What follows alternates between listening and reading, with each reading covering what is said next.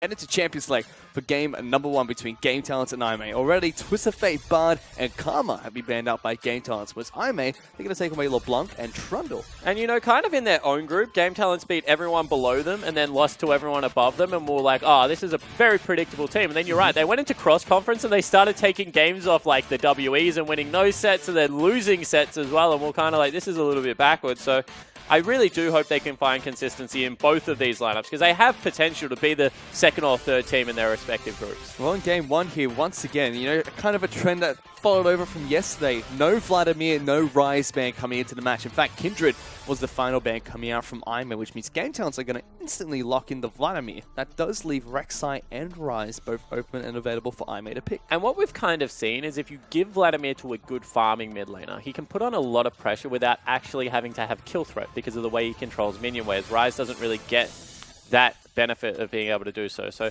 I do think that Vladimir right now is a better laner and therefore a little bit higher priority in the LPL. I'm saying that Rise still, if you get to 2-3 items, is going to take over a game, going to start wrecking people. And we can see IMA doing their first pick rotation have gone for Jhin and Rek'Sai. The AD carry we talked about a little bit before this game started, and Rek'Sai, the most popular jungler you could say at the moment? 100% most popular jungle. I think that if you're a good Kindred player, there's still an argument to take that over Rek'Sai. Otherwise, Rek'Sai just gives so much control, farms incredibly quickly. I think that Jhin right now is also a fantastic AD carry, so you can understand exactly what they're going for here. They've already got enough initiation in their kit where they can just pick whatever they want in the other roles. Well, on the flip side, Game Talents, they've gone for that Irelia pickup here. So Gimgoon is going to be playing that one up in the top lane here today, as Brom's going to be their support of choice. And this is the thing that will continue to bemuse me. The rise of Braum.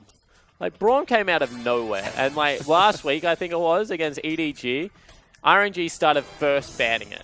And then when they didn't ban it, it was first picked. And it was winning games. And teams were like, range support meta is so prevalent right now. But Braum has just shot up out of nowhere, Fish. I mean, he wasn't touched for a week before that. Well, and he's back to being first pick banned nearly. Teams in the LPL always find a way to get those aggressive supports back into the meta. As we can see, of it on IMA's side, it's going to be Thresh, another support that's rides a little bit. We thought it was a very signature pick for a couple of teams, most specifically towards 5, who played that a lot during Spring Split, but a lot of teams are picking up now as Rise and Thresh will be the lock-in for IMA. And that's a good 1-2 punch right there. I mean, we already spoke about it. Initiation in spades. I love Thresh and Jhin because they fight in very similar windows around the flame-powered auto attack and things like that. Thresh has enough CC to be able to lock them down if Jhin wants to go into ultimate. And Thresh does surprising amounts of damage, especially if he has ignites. I mean, you can open up with Jhin and Thresh can flash onto an AD carry. If he hits the box in the play with ignite, you're pretty much guaranteed the kill with Jhin. So he does turn it into a pretty heavy kill lane. We saw that combo yesterday when Mike Dong was playing Thresh with the Thunderlords, and he got that, half health kill onto someone halfway through a team fight. It's pretty strong. But for now, Game Talents are going to look for Lucian as their AD carry of pickup of choice, and they're still waiting for a jungler to be locked in. And what a great young support player, just going back to yesterday's games. I mean, Maidong is really making waves in the LPL right now. Rusty loves him. I have no idea why, but yeah, his Thresh was incredible. He was just able to pick people out of nowhere. And there's other support players that are going to be picking up that champion. Like today, we see Road picking up. Very good champion for him to be playing in particular, just because he's a very strong initiating support. Whereas Game Talents, they've gone for Elise as their jungler of choice to complete their lineup. This is a gauntlet thrown if Amazing J actually decides to pick this one up. That's a volatile top lane matchup if I've ever seen one. The Aurelia into the Fizz. You would assume it will be Trinity Force Fizz as well. Especially if it's Amazing J. I like that better. I think Hecarim is a really good answer to most Trinity Force users. Doesn't have to pick it up his first item. I don't think that is a good answer to Trinity Force users. I think you're going to lose the lane quite heavily.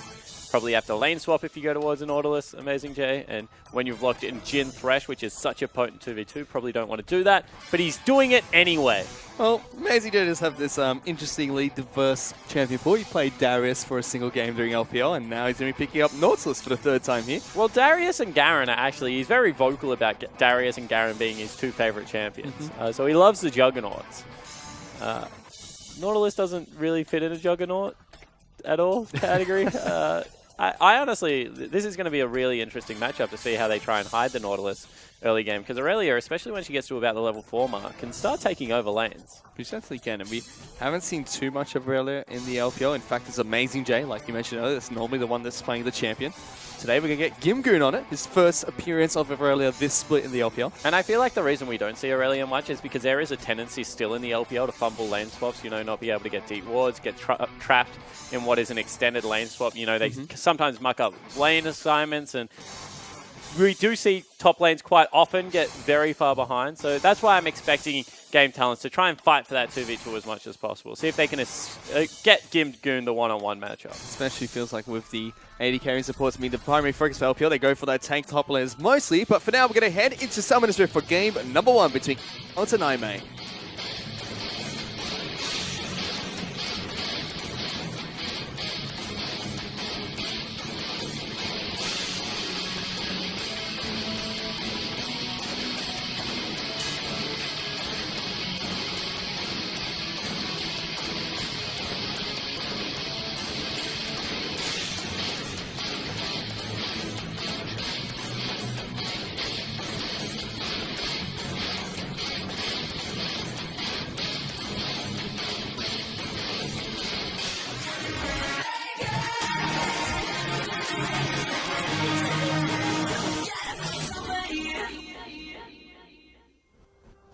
We're on to Summoner's Rift for game number 1 between Game Talents and Aimee here. And thank you, Observer, for once again showing us it's going to be a Cloud Dragon that spawns first here on the Rift today.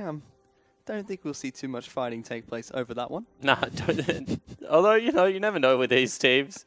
Certainly could be, but it looks like we're actually getting a pretty standard fan out here, just guarding the river entrances, which gives me hope that maybe we're going to see the standard lanes that we want so much. For now, we can take a look at the Kiso Masteries. Another Thunderlord's Jhin coming out to play here today from Jin Jiao. Yeah, that's interesting. I was more looking at Wind Speakers Vlad. Not Wind Speakers, Storm Raiders. That's interesting.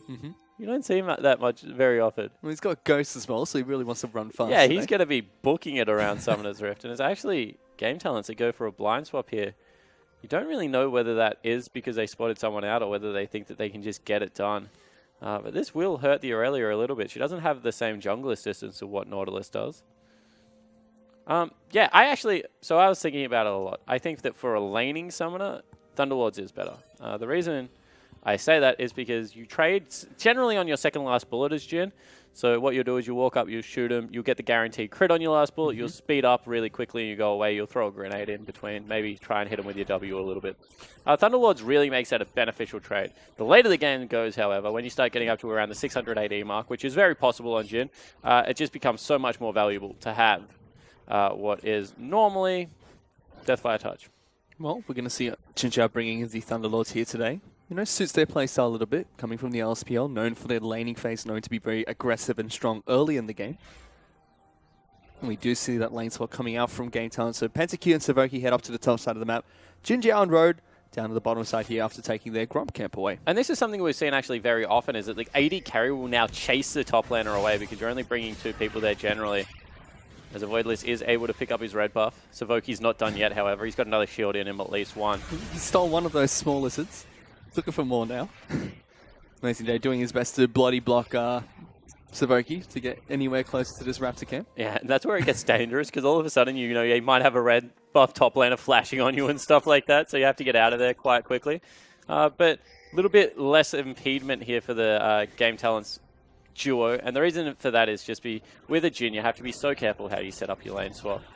Because, as I said, he's not really the best turret pusher at the start of the game, so you need to make sure the wave is perfect, that you get your top laner there in due time. So you can respect the fact that Jin Jiao Road didn't really go for any tomfoolery down in the bottom lane. Want to make sure that they nail this 3v0 lane swap. Yep, it's been pretty standard lane swap so far. No shenanigans like what we saw yesterday with LGD playing their lane swaps out. They're weird, dude. Like, RNG has started to muck around with lane swaps a little bit as well, and it always works domestically in China, but it has never worked internationally. So I don't understand it all that much. For now, Game Talents and Aimee looking to start this one very standard. Let's see what they swap into after they take down the first outer turrets. That does mean that mid lane between Republic and Baimi has been rather isolated for now. Seems like Vladimir's getting the upper hand on that, constantly pushing the Rise in towards his turret. That's what you expect. I mean, Vlad gets to take a shield, he gets to take a potion as well, so it's very, very easy for him to shove in. You also have the benefit of not having any mana cost, so that's really good for the Vladimir early game. And Rise does need a couple of items to get himself rolling. So, you know, we always talk about it. Get a couple of mana items. They don't really have to evolve into anything. As soon as you get the Catalyst Sheen, you can, tier, you can start controlling the lane a little bit more. But it is going to be a difficult early game task. You know, a little bit out of Baimi's comfort zone. He wants to be that aggressive mid laner very early into the game. So we do see the two turrets up in the top side and bottom lane fall down. More importantly, we see the two lane wards come out, one from the jungler and one from the support player, I believe. So they're going to be able to see in a couple of seconds where Jin Jiao and Road walk over that. That should be the signal for Gimgoon to start pushing as hard as he possibly can. Whereas it looks like they're actually going to use that to swap back. They want the 1v1 now. Game telling someone to go into that 2-on-2 as well, up at the top side of the map. And that means that Amazing J has pushed back. I'd love to get a glimpse of that bottom wave and see if he did enough to make sure it's going to bounce back into his favor. If they get a deep freeze on this side of the map, it might be a bad news story. Looks like it is pretty much frozen down there.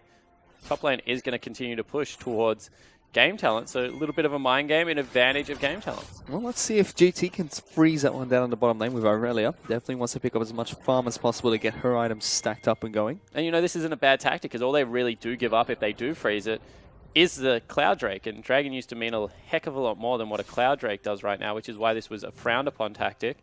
Maybe they can get some form of pressure in the mid lane, but it's very hard to dive of Vladimir, and he has fairly decent wave clear at this stage of the game. They've got three people looking towards the mid lane though. Amazing J and Voidless are going to head in there. Republic has already been snared down by Baimi. He is. Just going to pop that ghost, start to run away. Rise puts some good damage down, but he just, you know, does a U-turn, gets straight back into lane, starts healing up. Exactly right. So he's just able to use a ghost, doesn't even have to burn flash. That's why double evasion summoner spell is so highly valued on Vlad. I mean, he doesn't need any more damage in his kit anyway, Fish. He absolutely smacks people around, so good job there out of Republic to be able to nullify a gank, and now they have to send their duo back into the bottom lane and see if they can push this one in. Yep, Amazing J heading down to the bot side of the map. In fact, Jin Jiao's here as well, so it's a three-man push coming out from Aimei. This becomes dangerous for Game Talents. Road takes a couple of shots. They need to get their support in underneath that turret as quickly as possible. Otherwise, there is a potential for a dive. Oh, Ushuang and Gimgoon are here. There goes the hook coming out. Gimgoon actually forced to flash away. They're still putting some damage back down on towards Amazing J, but they burn the summoner spell on the Aurelia. So they break the freeze, but pretty important here for Game Talents is that they secured 3 lanes of farm the entirety of this game so far. And really, Aimei's only been able to farm 2 of them, which means there's an 11 CS discrepancy in the AD carry role, and there's about a 10 CS discrepancy in the top lane role. So even though the lanes are going to start slowly pushing back towards them, it's given Game Talents about a 20 CS lead in total, which is quite good for this early in the game. Yeah, it's given them a 300 gold lead on top of Aimei, which is not all that great, but it's still a gold lead nonetheless. It's something, right? They're starting to build up. You know, we've already said that they've got pretty dominant 1v1 and 2v2s. They're getting towards first major components of their item, something like a Phage, something like that Serrated Dirk, and that's meant they should be able to start turning on the pressure. They have had to be quite careful in their navigation so far. I mean, we saw double summoner spells burnt, one out of the mid lane, one out of the top lane to be able to secure all that farm. But the fact that they were able to get a slight advantage at the start of the game nonetheless is quite good for a young team. For now, the rather quiet game coming up from Aimei and Game Talents, just opting to match that 2-on-2 lane. And you have to think that that suits Game Talents. I mean, Aimei are the fast team. Game Talents play a little bit more akin to the WE without some of the late game finesse, although they were able to beat the team that they're probably most like in the LPL. And they have guaranteed that this one's going to shove in, hit the turret. Road's not going to be able to freeze that. Doing the exact same thing they did previously, what Aimei did previously. Just now up on the top side of the map, making sure Aimei can't freeze that lane deep inside their own territory. The Voidless looked like he wanted to try and stop them from doing it, but Ushuang showed his face up top side, so it was a 3-on-3 if they did. Yeah, everyone kind of gathered around that and looked to jockey for a fight. I mean, Game Talents never really wanted to commit. They just wanted to hit the turret. And they've been successful in both lanes in doing that, so pretty good early game. Amazing J now has a nice stack of minions down the bottom side of the map. Gimgoon is going to make his way down as well. The reason that this is really important is because Gimgoon can get good item timing on what will be a Trinity Force first item. You know, if you're able to get some good combat stats on your Vladimir as well. This can go wrong really quickly for IMA because their timings come a lot later into the game. I mean, we're talking about a super tank as well as a Rise. So even Jin, I mean, he's got good CC for an AD carry, but really does need a couple of items to start rolling. So you'd have to say the spike is going to come out of Game Talents a lot sooner. And if they're able to utilize that to maybe siege down some turrets or get some big CS advantages, it's going to hurt IMA's chances of winning this game. Even a couple of super tanks, really, with a Voiless being in the lineup on Rek'Sai. Oh yeah, he's going to be massive as well. So completely agree with that sentiment. Well, for now, it's still just been a very slow game. Game Talents opting to take this one slow and steady. The goal lead has just evened back up between the two teams, so IMA were able to find that farm back in their favor. You have to say a lot of that is the Rise starting to hit back. I mean, Republic had a pretty big early advantage. Couple of minion waves, but Bamey burning that teleport to get back into the lane has meant good news. Well, we can see what items they're starting to pick up here. Aurelia already working towards the Trinity Force with the Phage pickup. Wushang going for the Runic Echoes on the Elise, as we do see Jinjiao and Rogue working on the top lane outer turret. We've seen this delay of swap a couple of times, actually, and the key thing to note is that Elise has joined it, whereas on the other side of the map they haven't, so maybe a potential to push through here on the next wave, see if Game Talents want to try and commit. So the Rek'Sai has now joined them on the other side of the map. So that turret is going to fall down up on the top side of the map. Jinjiao and Rogue able to pick that one up. And if any team's committing right now, it's actually the IMA lineup. Elise walked away, got very good triangle vision in the blue side jungle, but no one looks like they're going back there. Instead going to start up what is a Dragon, but it's only an Air Drake. They need to be careful they don't lose out on too much CS. Savoki was actually recalling then. The wave is going to crash onto him if he started to recall any further, so heads back into Fog of War. Like you mentioned, IMA pushed through up on the top side of the map, trying to get the wave on towards the top lane in the turret. And Wushang is going to be able to take down this Air Dragon, the first dragon of the game. Yeah, and you know, Amazing J, not Amazing J, sorry, Gimgoon. That's Amazing J's champion. Gimgoon is the summoner. Able to get into that top lane turret, and even though it's going to push back slowly against him, you know, he grabbed a lot of the farm, so still a fairly decent CS advantage here. And I may respond by taking down the Rift Herald. And give it to a Voidless. Interesting. Opting not to let Amazing J take that one to the top side of the map up against Gimgoon. I thought they would give it to Amazing J just because, you know, Aurelia can be fairly obnoxious in a 1-3-1 situation. Pretty good split pusher in the earlier stage of the game. Will allow Nautilus to stand up against her, but maybe they envisage that happening a little bit more with the Rek'Sai. Well, now we're heading into standard lanes finally on their correct laning assignments too. Topetsky and Savoki will go up against Jinjiao and Road. Down on the bottom side of the map. No outer turrets stand on these two side lanes anymore, though. And everyone kind of came out of this pretty even, apart from junglers, in which case is going to avoid Voidless. Rek'Sai just farms a little bit quicker in the earlier stages. But Gimgoon is 24 CS up on Amazing J, and you need to make sure that this wave doesn't get too big, because then the Aurelia starts looking to put down a lot of harass. Voidless actually making his way down to the bottom side of the map. Clears out the pink ward that was placed down by Savoki earlier. And I want to see what part of the map they now look to prioritize. I mean, bottom half of the map control does seem to be at least right now in Game Talent's favor. They've got a lot more deep vision. Top half is littered with Rek'Sai tunnels as well as some wards. So you can see that Amazing J feels nice and confident down there. Really is on Elise right now to get into that top side of the map, start collapsing some tunnels and threaten Amazing J, making sure that he can't pick up what is going to be a massive creep wave when it finally hits his turret. Yep, Gingoon's pushing that one up quite nicely. So we move towards the mid lane. Republic up against Bamey here. Republic going for a Spirit Visage as his first item here. Which, you know, is very staple on Vladimir, but not so much as the first item pickup of choice. Yeah, normally you see something like a dash cannon early on. So yeah, I agree with you. A little bit different, as this is a reckless invade here. Ushuang looking to try and take away this red buff. Voidless is there looking to get the smite off. It will go over towards Ushuang. Pick someone up. Able to grab it for himself. Successful invade coming out from him. And Savoki does get locked down by the hook and the W Road from Jim, but Road taking a lot of damage in return. PentaQ trying to dash forward for that one. Pops out the ultimate. Dark Passage is able to save Jinjiao from any trouble. Yep, something saves someone, and he PentaQ still wants it. He still wants it. Flashes and heals aggressively forward for it. Road and Jinjiao desperately trying to run away. Gimgoon has teleported around, trying to go onto the backside of this fight. Road gets a good hook, but PentaQ still picks up first spot, but they're not done yet. Republic snooping around the backside there. Jinjiao now getting jumped up by Gimgoon. He finds another kill. Voidless has to start running for his life now. And somewhere across the map, Bamey finds the kill into Ushuang. That is a huge committal, and as you mentioned, you know, Bamey able to kill out the spider there in the mid lane. But, okay, we're going to say the mid lane one. All right, Ryze just runs him down. That's probably not the one we were looking to see.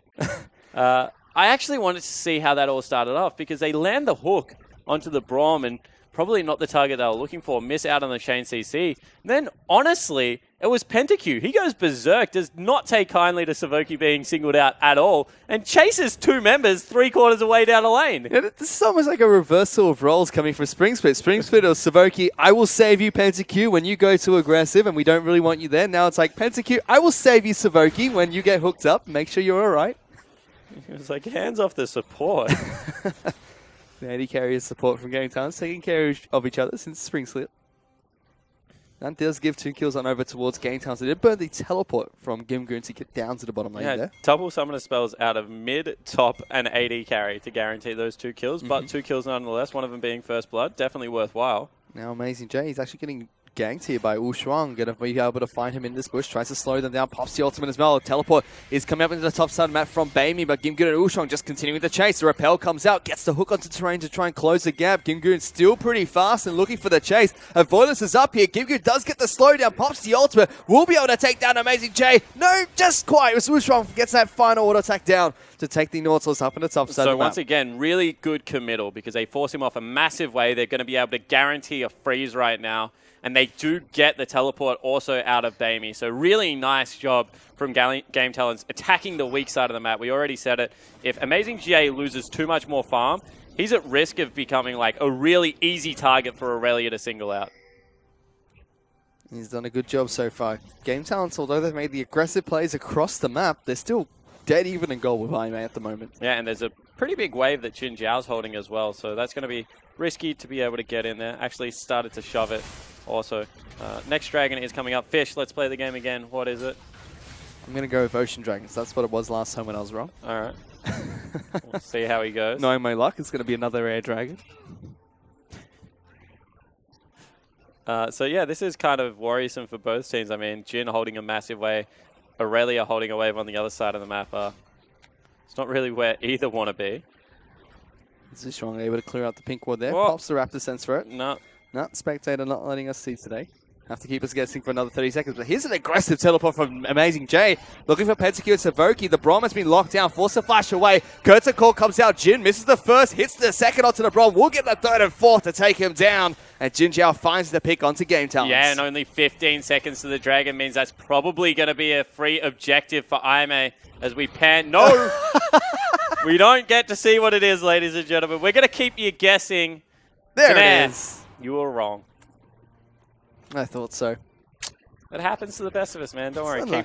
Keep swinging. I like how you had no part in this. You just did not bet on it at all. Yeah, you miss 100% of shots you don't take, Fish. Which is why I haven't missed a shot. Well, Air Dragon will fall for IMA here, so they tie up a dragon apiece. The next dragon to spawn is going to be another Air Dragon. So cloud, cloud, cloud all day. Yeah, lots of clouds in the sky. Maybe subscribing a little bit more to the Sydney weather than the Shanghai weather right now, where it's quite warm. Over here, I am freezing in a jumper. But you have to say a back-and-forth early game between both of these teams. It certainly has been. IMA now looking for an aggressive push towards the bot lane inner turret. They've got 4 members down on the bottom side of the map. Baimi even rotating into Fog of War to try and threaten a 5-man push. We get some decent damage on towards the turret, but not quite able to take it down. Pentagon Savoki successfully defend the siege. Yeah, don't really want to push through there, but once again, they just make sure it can't be held at the turret. That's a 30 CS advantage right now for Jin Jiao. Gimgoon's just being annoying, to be honest. There's no way Amazing J is going to have fun against this Aurelia. She already has Trinity Force, goes for Ninja Tabby just to make sure that the Jin can't deal with her at all. Game plan becomes, you know, can you peel well enough Ryze? Can you peel well enough Nautilus to keep me off what is going to be the Jin? Because I think that I can kill him. 30 CS and a kill. Amazing J only has the Sunfire Cave to his name right now, so it's a pretty big Aurelia. As Republic in this mid lane has now got his Hextech Gunblade. He does get locked down here by Baimi and Jin Jiao. They're looking to try and get the Curly Call down on towards the Vladimir. Has to flash away. The 4th bullet not going to connect either. So Republic able to escape that. But that's actually a really good start to a siege. And as I said, you give any control mage really to Jin at the moment. He just puts down so much damage. They will be able to grab that one and actually extend their gold lead to about 1,000. So Nice job from Aime. They get Game Talents to blink first. Yep, Aime looking good. Start of this match, been back and forth so far, but now the first sizable gold lead is in their favor. But Baimi has been caught out here by Ushuan. That is one of the scariest moments, by the way. When you jump onto a Rise, realize you do no damage because he has Roa and already an Archangels. Then he turns around and stares at you just a little bit. You run, Fish. Oh. You get the heck out of there. Ushuan knows that feeling. He did get solo killed by him previously in the mid lane. That was when he Maybe didn't have items. Scared. Yep. Well, we can take a look at those items that have been picked up so far here. We do see the Yomu's Ghost play coming up from both PentaQ and Jinjiao as Baimi pops his ultimate, going rather aggressive there. Dark Passage is there to save him if he needs any help. Once again, you kind of see the reaction out of PentaQ, who throws out a warning shot, or 16 from the culling, tries to get him away. The only danger sign right now for Aime, everyone is scaling up so incredibly nicely, is can they secure any farm onto Amazing J, who needs to be a tank. Otherwise, it just becomes a little bit useless as the game goes on. So that should be the priority right now. Get as much empty lane farm onto your Nord as possible. Allow him to be able to push out the waves. Because right now, Baimi and Jinjiao, they're in a great situation to be able to carry, as long as they have that front line they need. Yep, everybody on the side of Aime is ahead in terms of CS, except for this Nautilus, who is 50 CS behind Gimgoon right now. So a sizable lead for the top laner. And I love when you can see like the enemy strategy coming to life. Because I look down Game Talents items right now, and they're all building magic resist. And I know the game is going to be dive as hard as you can onto Jinjiao. Because the game plan is kill Jin with no physical damage dealers left. We can take over the back end of a team fight as they go in, get a hook. Word flashes forward, gets the hook onto towards Savoki. He puts up the shield there, but Baimi's wrapped around the back lines, gets some good damage on towards PentaQ. Kurtikor has to be popped. Savoki will die to the ignite. He's trying to dodge the final bullet here, gets hit by it. Jinjiao finds the sniper's kill as Aime looking to run rampage through the Game Talents lineup. Irelia finds the kill to Baimi in the back lines as the double kill comes down for Jinjiao. Republic now has to pull and try and run away. But they're chasing down, gets so much health back from the ultimate. Flash forward from Amazing J just to lock down the Vlad a little bit longer. The flash forward one more time as the hook comes in. The final auto attack's going to be enough. A delayed triple coming in for Jinjiao. Jinjiao goes absolutely massive on the back of that team fight. And we said they have all the MR in the world. They have to kill the Jin. Well, they don't get him. And he tears the lineup apart. Now Aime in a position to push down this mid lane. They're going to be able to take it down here unless Savoki has a word or two to say about it.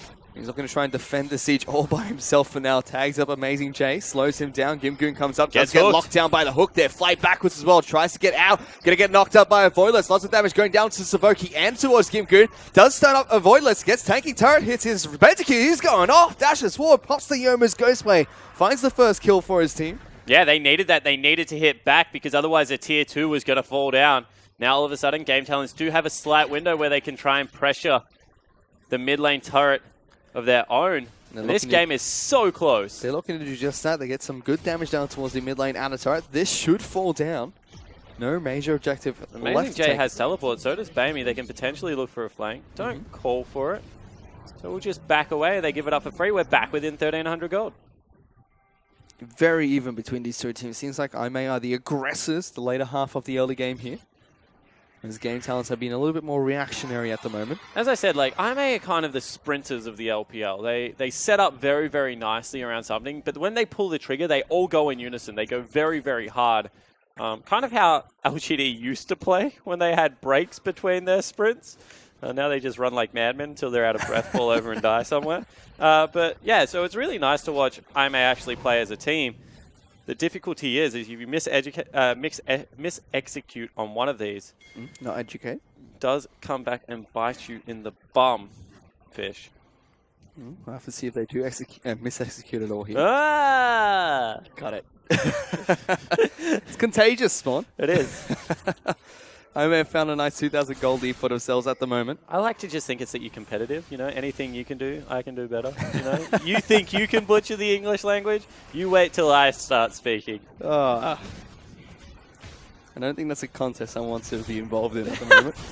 As the third Air Dragon's going to spawn here. Aimee looking to try and take this one down. Ushuang has a word or two to say about that. Tries to smite away, not going to get it. Savoki, he's been locked down. Tries to get the ultimate off before he dies. As Curticle's been popped in the back lines. A flash away from Republic. Heals up so much there, but does have the ultimate come out from Nautilus and gets locked down by a Voidless and Baimi. He's taking a lot of damage as Republic still trying to run away. He's healing up as much as possible, but they lock him down. Aimee find 2 picks and the Dragon for that fight. They have their eyes set towards Baron. And they commit on the steal. And I think it was Kobe at MSI. If you're going to steal, don't fight afterwards. So all of a sudden, in goes Wushuang. He wants to try and get the steal. Savoki, meanwhile, he wants to fight. PentaQ not even there. It's a mid laner that pays for it in Republic. And Baron only at 5,000 health. It's going to go down to half health here as Jin Jiao trying to stay as further back in the pit as possible. Wushuang does get locked down and tagged up by Jin too. He's going to get taken down. Gimku goes to the back lines. He finds Jin. Now it's going to be PentaQ trying to do what he can in the back lines. He gets another kill. They find the Thresh. Here comes Savoki. They're trying to turn this around. They finally take down Gimku, but PentaQ, he's been locked down. Aimee looking to take down the only damage dealer left. He tries to do what he can, but he just can't. As Savoki dies another time in this team fight, and Aimee find even more kills. And Baimi comes up massive for his team. It looked like it was going to be Gimgoon that was able to get in the back line. He assassinates the Jin, turns his attention over towards that Rise. But just a little bit too much durability at this stage of the game does mean that he does not fall down. And I thought he was going to be able to get it, but in the end, it is Aimee hitting back even harder. They certainly have, and they've given themselves a nice gold lead on top of that 4,000 gold ahead of Game Talents at the moment. And really, it's this prioritization of the Vladimir that's coming back and biting them in the backside, because right now, Aimee's mid laner, 3-1-7, being involved in 10 out of the 12 kills. 0-2-1 is what Republic is on across the other side of the rift. And we said that, you know, Gimgoon Republic, they don't have to be the carries, they just have to be able to do their job. Well, unfortunately, if you pick Vladimir, your job is to carry, and he's not doing it this game. You know, you said earlier they want to try and kill Jin Jiao as fast as possible, get rid of the Jin. It's kind of hard when he's playing American Sniper in the back lines and no one can get to him as he nails everybody with the Curtain Call. Yeah, he's doing a really good job with that. Curtain Call is one of those spells where if you hit one of them, you pretty much guaranteed to hit the rest if they don't have dashes. But, you know, you've got to give credit where credit's due. He's certainly nailing the first one more often than not. He now has the Mortius being picked up as well. As that Yomu's Ghostblade looking for his Dustbladed Drakthar next, you would seem.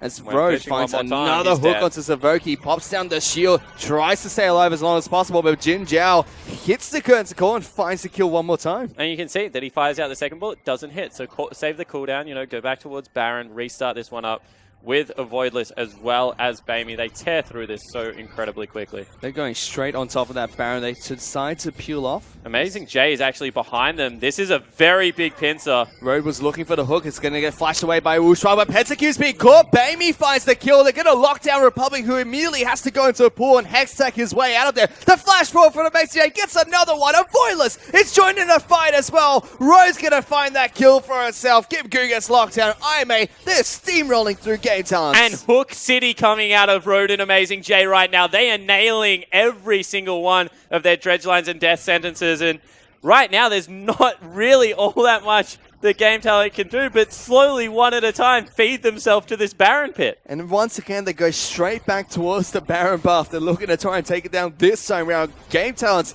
they don't want anything to do with this Aimee lineup. They're going to give over the buff, and Aimee pick up a 26-minute Baron. Yeah, so really nicely done there from Aimee.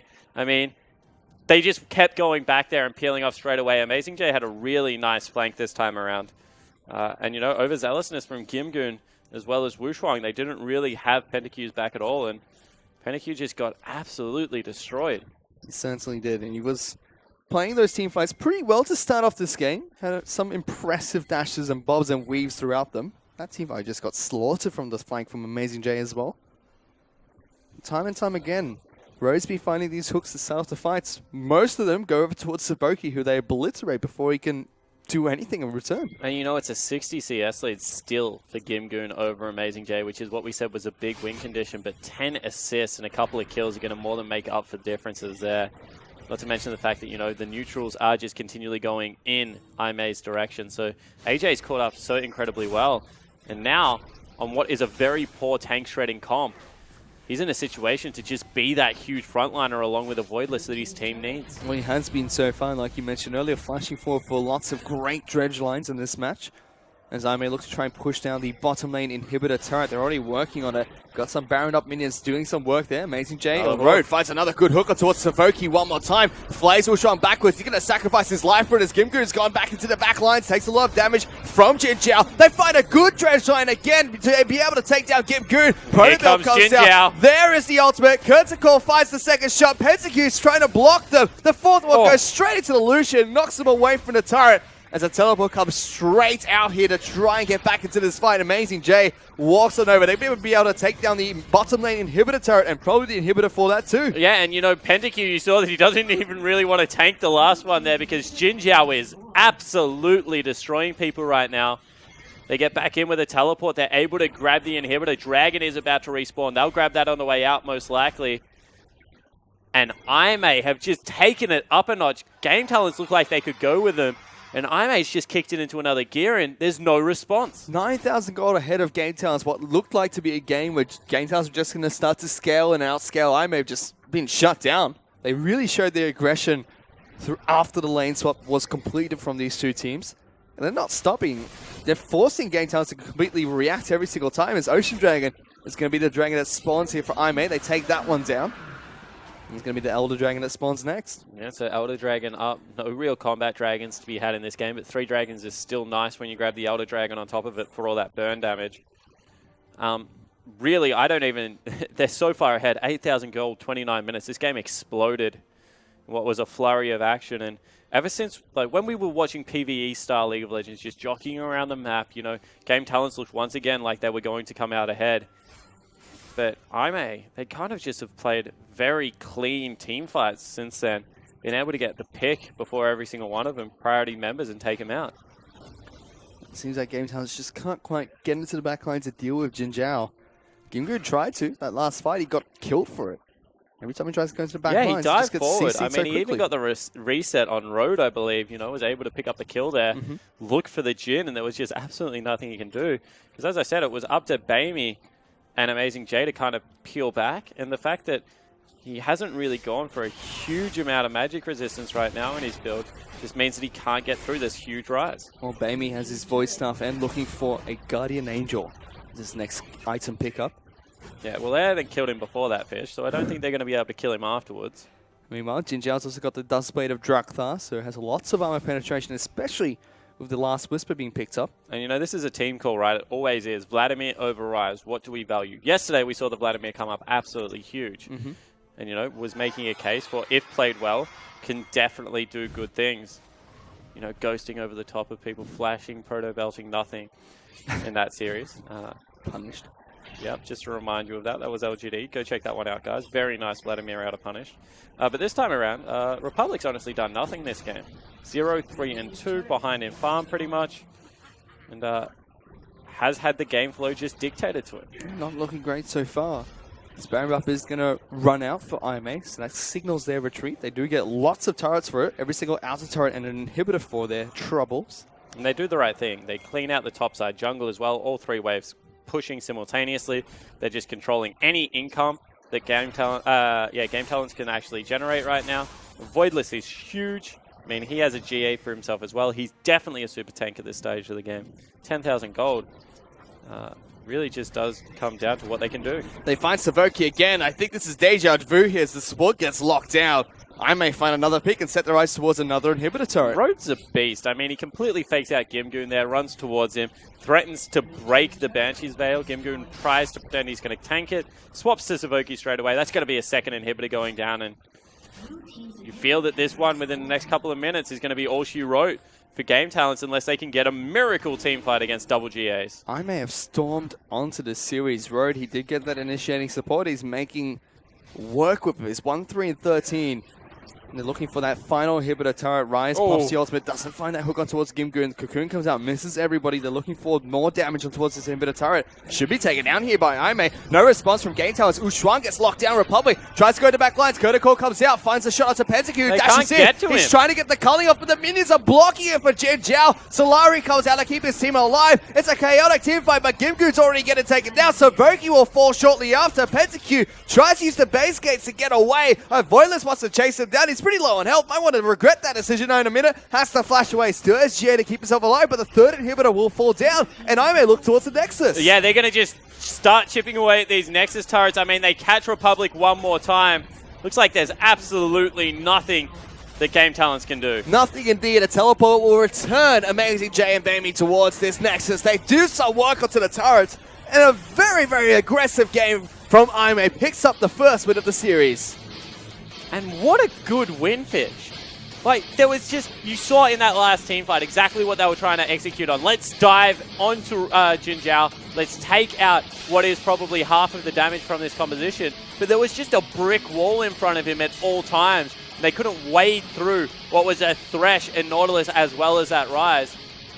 Just way too much work had to be put in out of Game Talents, and they couldn't get it done. And it started to look like a very passive game coming out from Aimee and Game Talents. Game Talents looked good for that, because they could just scale up and play that one nicely. Rode said, I'm not letting you do this. He kept finding hooks onto Zavoki, and later on, even more key members of the Game Talents roster. Yeah, and I kind of wish you could give like player of the game to two members, because Rode and Jin Zhao really were a duo in this game.